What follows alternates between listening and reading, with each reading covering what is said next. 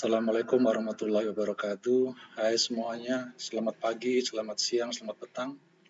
Terima kasih Anda telah membuka video ini. Video ini dipublikasikan melalui channel Cari Cara Mr. BM. Di channel ini kalian bisa mendapatkan solusi untuk masalah-masalah seputar belajaran kalian. Tema kita kali ini adalah Discourse and Society. Ini tema dari mata kuliah Discourse Analysis.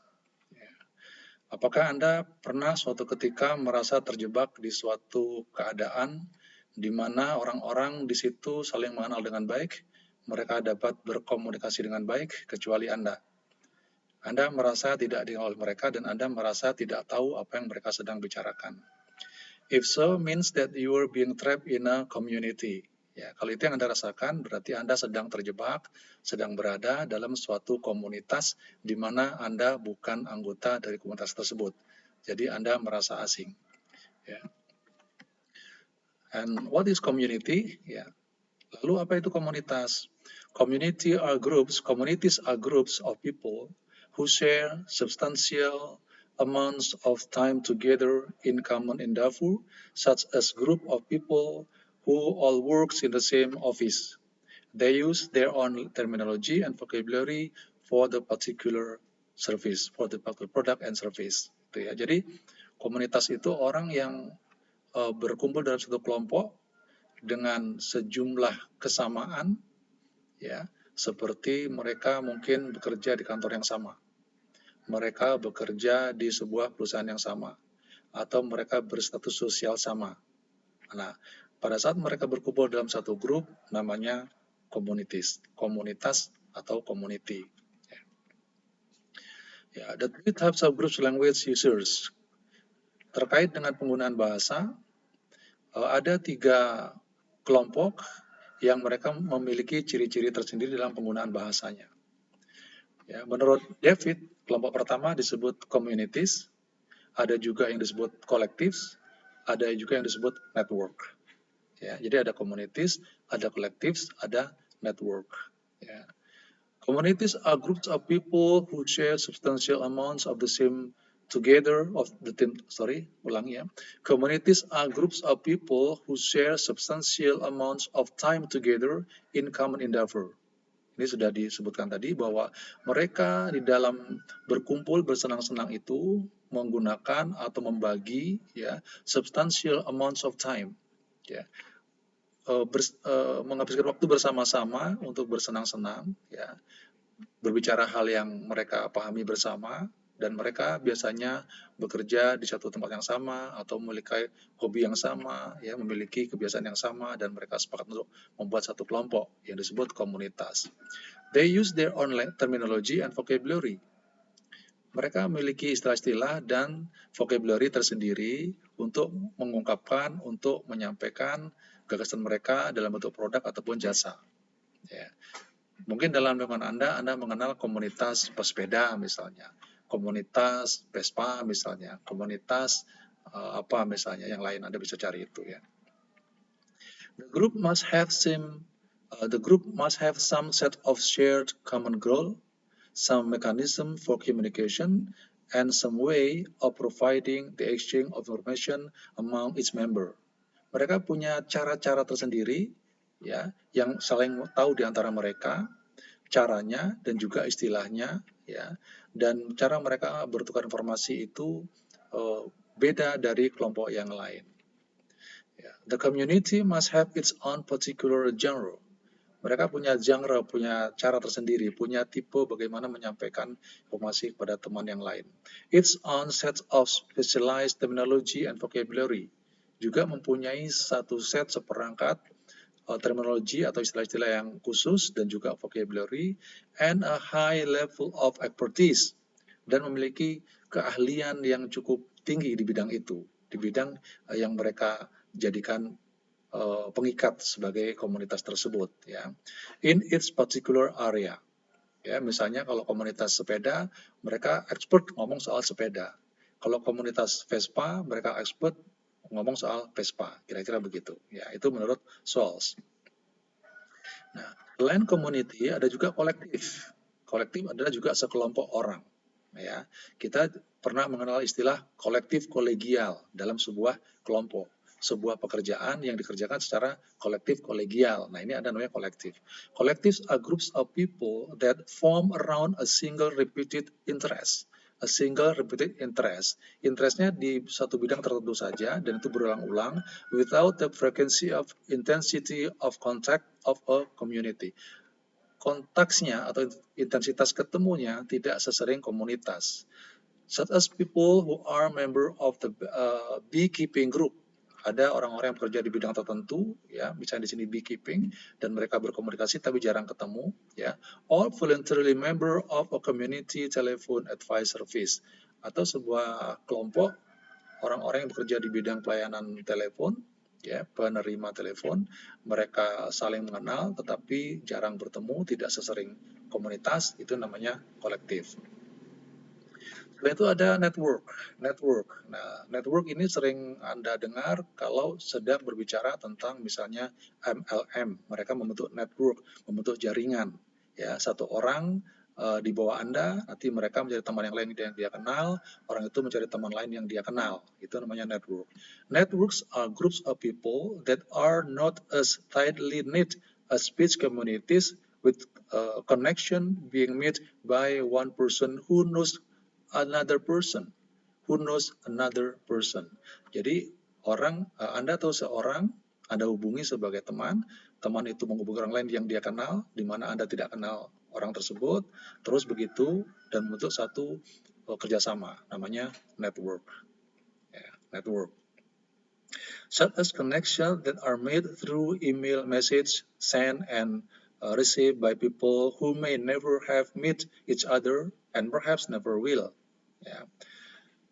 Anda sering juga menerima misalnya pesan di sebuah WA, WhatsApp, Anda tidak tahu itu siapa pengirimnya, tetapi Anda kemudian merasa itu hal yang juga Anda merasa penting untuk Anda share ke orang lain nanti share lagi dan seterusnya. Ya, sering kita mendengar kirimkan pesan ini kepada orang yang Anda kenal, maka Anda akan dapat balasan bla bla bla bla. Ya.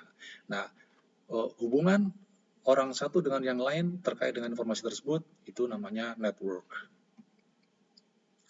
So, what are important aspects of the social and cultural setting of speech, of spoken and written discourse? Lalu dalam masyarakat itu ada sebuah wacana, sebuah ujaran, baik tertulis ataupun tulisan, yang di dalam masyarakat itu ada aspek-aspek yang penting untuk mendukung berjalannya spoken or written discourse tersebut. Ada yang disebut communities, seperti tadi sudah dibicarakan, ada juga social and local practice, ada gender, ada identity, ada ideologi. Nah, masing tersebut membentuk atau mendukung aspek-aspek terjadinya komunikasi dalam sebuah masyarakat.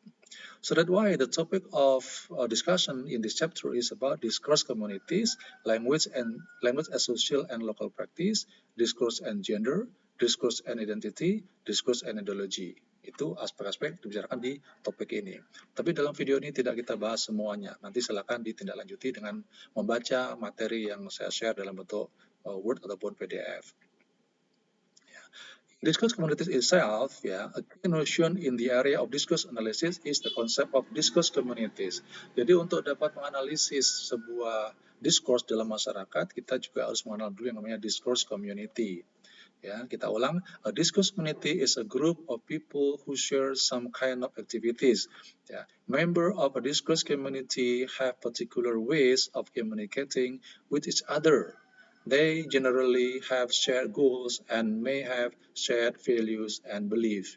Dalam komunitas tersebut, mereka membagi bidang-bidang yang mereka pahami bersama, mereka sukai bersama, ya, bisa berupa tujuannya sama, bisa berupa nilai-nilai ataupun kepercayaan yang sama. Ya. There will also be threshold level of expertise in the use of the genre the discourse community use for it. For its communication, for someone to be considered a member of that community. Nah, untuk menjadi anggota komunitas tersebut ada namanya threshold level of expertise. Ada pengayaan tingkat kepakaran. Semakin pakar orang di bidang itu dalam komunitas tersebut, maka dia akan menjadi komunitas inti akan menjadi anggota inti dari komunitas tersebut. Semakin tidak expert, semakin tidak menguasai, semakin tidak involved, maka dia akan tersingkir dari komunitas tersebut. Ya. Okay. A person in is often a member of more than one discourse community. Nah, seseorang yang menjadi anggota di suatu komunitas tersebut, seseorang yang menjadi anggota di sebuah komunitas tertentu, bisa jadi dia juga merupakan anggota dari sebuah komunitas yang lain dengan interest yang berbeda. Someone may be a university student seperti Anda, ya, tetapi juga Anda menjadi sebuah anggota dari sebuah organisasi tertentu, misalnya relawan bencana dan lain-lain, ya, relawan COVID dan lain-lain, ya. The ways in which they communicate each other of these groups and the value and belief that are most prominent in each of these groups may vary. Jadi masing-masing komunitas itu memiliki prominent interest, suatu ketertarikan yang menonjol, yang dominan, yang mungkin satu dengan yang lain itu berbeda. Ya. Discourse communities may consist of close-knit networks of members, such as a writer of poetry and their readers, or loose-knit groups of members, such as advertising producers, consumers, and contribution to online discussion boards. Ya, jadi dalam sebuah komunitas itu mungkin di dalamnya ada network yang mungkin cukup erat satu sama lain ataupun yang tidak cukup erat satu sama lain. Ya. The way of belonging may be quite different in each of these parts of the discourse community, as maybe the genre that people use and social relation within the different parts of the discourse communities, yeah, they are different. Ya. Jadi the way of belonging, keterlibatannya dalam sebuah komunitas itu mungkin berbeda-beda. Ya, mungkin genre-nya berbeda, ya. Kemudian social relation-nya juga berbeda. Ya. Nah, untuk penguatan Anda memahami apa itu discourse and community atau discourse and society, silakan Anda membuat pengamatan ya pada kelompok-kelompok tertentu dan Anda coba dapatkan apa yang bisa Anda lihat di sana ya. Apakah mereka menggunakan terminologi tertentu, vocabulary tertentu, level of expertise tertentu, atau involvement in their other communities tertentu. Apakah orang-orang yang terlibat di dalam kelompok yang Anda amati itu, mereka juga terlibat di kelompok yang lain. Ya. Misal Anda mengamati katakanlah untuk sebuah komunitas para sales girl atau sales boy atau ya sales lah ya, Anda coba amati.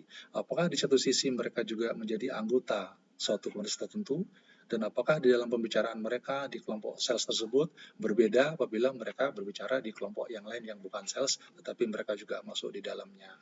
Ya. Oke, silakan untuk lebih memahami materi ini, dibaca juga buku sumbernya, ya materi sumbernya, dan untuk tugas ini silakan dilaksanakan agar Anda semakin paham apa itu hubungan antara discourse and society, apa yang dimaksud dengan discourse community, apa yang dimaksud dengan network, apa yang dimaksud dengan network dan satu lagi tadi ya dibaca di atas ya, saya lupa ini di sini. Oke, I think that's all what I can explain to introduce you about discourse and society. Ya. Thanks for watching. Silakan berikan komentar kalau ada pertanyaan dan silakan subscribe apabila Anda ingin mendapatkan informasi yang terbaru dari channel ini. Ya. Thank you. Assalamualaikum warahmatullahi wabarakatuh.